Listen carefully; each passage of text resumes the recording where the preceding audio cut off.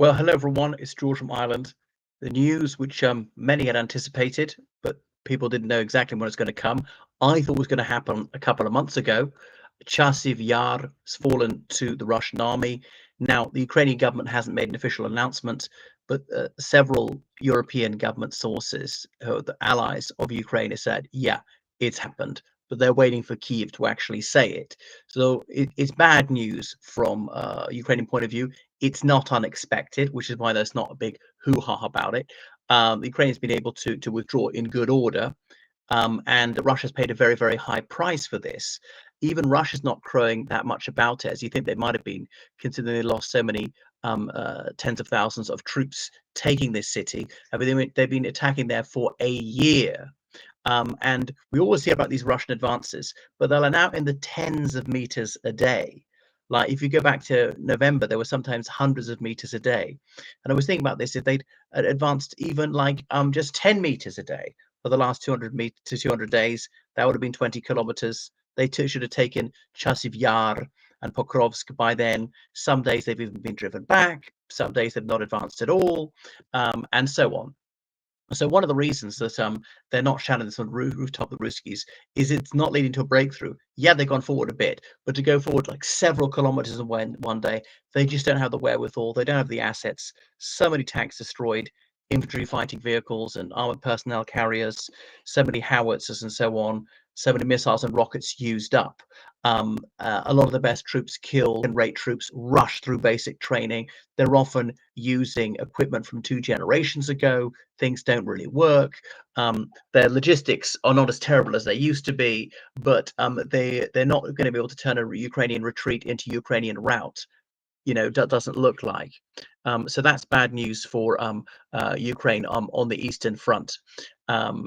Anyway, so so that's kind of endangering the rest of the Donetsk city, partly because it's high ground, and that matters a little bit even now. Obviously, nothing much as like as it used to, because considering missiles can go thousands of kilometers, but those are very, very expensive.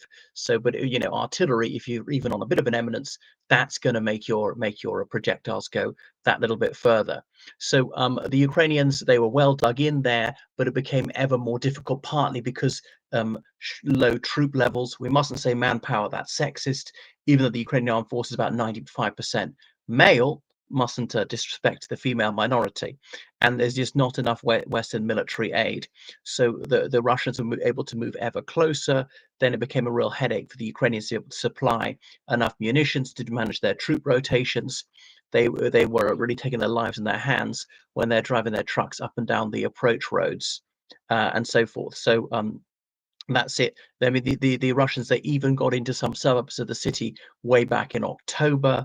There was a canal network, which was both a blessing and a curse for the Ukrainians, and so on. So they pulled out. There was a city of over 12,000 people, but apparently only 300 people are there to this day.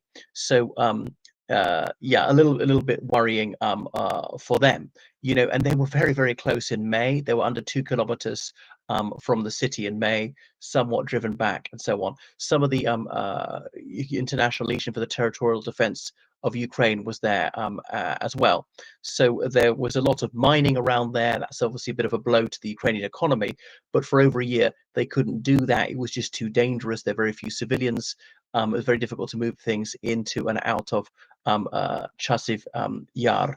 So they use some parachute regiments, some Storm Z units, the Russians, in their so-called meat attacks, where they just threw away their lives, catching a bullet from the Ukrainians. Often it's a diversionary move, it's a decoy before the real attack, or to identify the Ukrainian positions, and so forth. But the Russians taken such losses, even they're going to have to husband their forces a little bit. The Ukrainians long ago took the view that because they don't have that many people, they're going to have to preserve their troops. That is a higher priority than preserving ground. For Russians, it was taking ground, not keeping the casualties down, that mattered. To say numbers are advantage, we're going to use it, and have a very callous attitude towards the lives of their men and women. Anyway, so the Ukrainians way back in June were claiming that they'd inflicted over 5,000 casualties on the Russians, which is probably like an exaggeration by a factor of 2. may well be over 5,000 dead now, as well as the wounded. Very few captured because the Russians were going forward. But then it means that Pokrovsk is more in danger, and the whole Donetsk region. So, I mean, I thought Pokrovsk was going to fall before way back in November, and here we are almost the end of January. So I reckon it'll be March. Yeah, obviously 1st of March, 31st of March is quite a big difference, but it'd be a fool's errand to make a precise prediction. But it underscores that Ukraine's situation is serious. It's not easy for the Russians either, and Putin is broadening those who can be drafted. Previously, people who are previously in reserved occupations. Now that's going to go down badly. These are often highly educated professionals, so the haute bourgeoisie was not too badly impacted by the war, is now going to be badly impacted by the war. They're tempted to scramble out of the country, and now there'll be no sign that Russians are actually going to prevent that. They might bring something in. Maybe they prepared for it very secretly to close the borders to military-age males, or require you to get permission before you leave the country, something like that. What Putin doesn't want is a scenario like September 2022, when hundreds of thousands of young men left the country, sometimes their wives and children going with them. About half of those have returned since, but more of them try and get out. I suspect that the Putin regime will be rather better prepared this time, but it shows that they're somewhat scraping the bottom of the barrel for manpower. And despite offering massive bounties, tens of thousands of dollars for signing a military contract, they cannot get enough recruits. They are still getting some recruits. Partly unemployment is very low. Those who are most minded to join have joined. They've emptied the prisons of those who are usable largely. People who commit crime are usually young men. So many young men, low income, low education, more likely to dabble in criminality, already in the military, many of them being killed. People have emigrated. So who can they tempt or conscript? Okay, they've taken as many as they really can in all these poverty-stricken, remote ethnic minority homelands like the Buryats, the Bashkirs, the Chukchis, or whatever, the Yakuts, and so on, and the Chechens. So he really doesn't want to have to get the Moscow upper middle class, but he's going to have to do a little bit, and that's the kind of thing which would really make him slow down. Obviously, recruiting some people from other countries, and I think an obvious solution to him is to intensify that, recruiting from Pakistan, the Central African Republic, Mali, Zambia, Cuba, just anywhere where people are going to be tempted by the mighty dollar, and then just throw them into the maelstrom.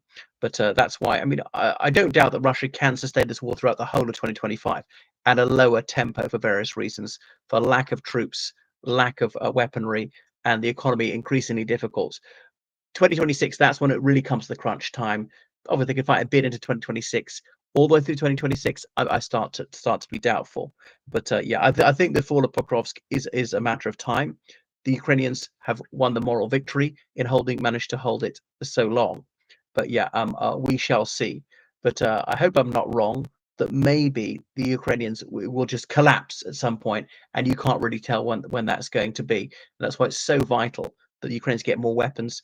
Putin was banking on Trump pulling the plug on the Ukrainians, and that may yet be the case. Is obviously not been as rosy from Putin's point of view as he was hoping for. It might go the other way, but Trump is such a wild card. Thank you for watching my channel. Make sure you subscribe on Patreon, donate to PayPal, georgecallahan79@gmail.com. Goodbye.